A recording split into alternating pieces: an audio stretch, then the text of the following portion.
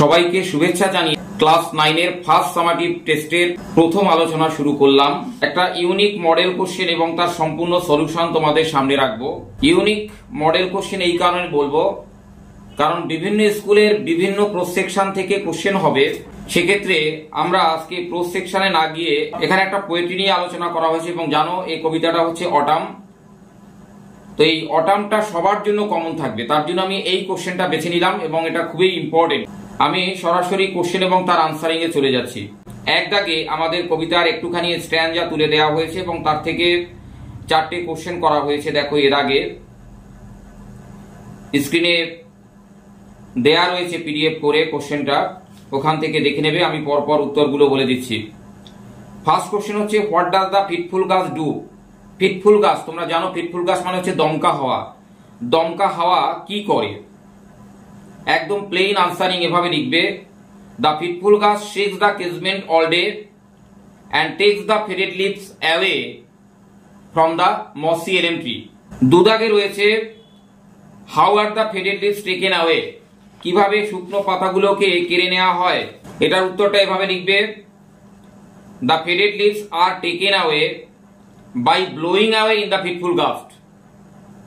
Blowing away বলতে উড়িয়ে নিয়ে যাওয়ার মাধ্যমে, বাই ব্লোয়িং অ্যাওয়ে মানে হচ্ছে উড়িয়ে নিয়ে যাওয়ার মাধ্যমে, ইন দ্য ফিটফুল গাস্ট সেই দমকা হাওয়ায়। তাহলে দমকা হাওয়ায় উড়িয়ে নেওয়ার মাধ্যমে শুকনো পাতাগুলোকে কেড়ে নেওয়া হয়। 3 দাগের কোশ্চেনে রয়েছে what do you mean by casement. এই কেজমেন্ট বলতে কি বোঝায়? কেজমেন্ট মানে হচ্ছে জানালা। তাহলে তোমরা জানো যে জানালা দরজার পাল্লার মতো খুলে যায় তাকেই বলা হয় কেজমেন্ট। আনসারিংটা এভাবে লিখবে, casement means windows that open like a door. 4 দাগে রয়েছে what characteristics of autumn do you find from the above lines. কোন চরিত্র বৈশিষ্ট্য মানে শরতের কোন চরিত্র বৈশিষ্ট্য তোমরা খুঁজে পাও উপরের লাইনগুলো থেকে। এখানে দেখো দমকা হাওয়ার কথা বলা হয়েছে। আর একটা জিনিস আমরা এর সাথে সাথে পেয়ে যাচ্ছি, যেহেতু পাতাগুলো সব খসে পড়ে, এর রেজাল্টটা দাঁড়ায় নেকেড ট্রিজ অথবা বেয়ার ব্রাঞ্চেস অফ ট্রি, গাছের একদম পাতাবিহীন শাখা। এভাবে লিখবে, autumn is characterized by fitful gust.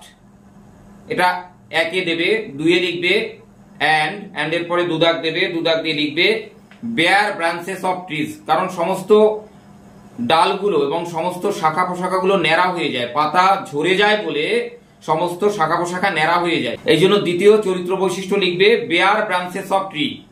B দাগে রয়েছে fill in the blanks proper forms of the from the above text. এখানে 2টো কোশ্চেন রয়েছে। 1 দাগে বোতলটি নাড়িয়ে নাও। মেডিসিন গ্রহণ করার পূর্বে, ওষুধ নেয়ার পূর্বে বোতলটি নাড়িয়ে। এখানে লিখবে শেক দ্য বোতল বিফোর টেকিং দ্য মেডিসিন।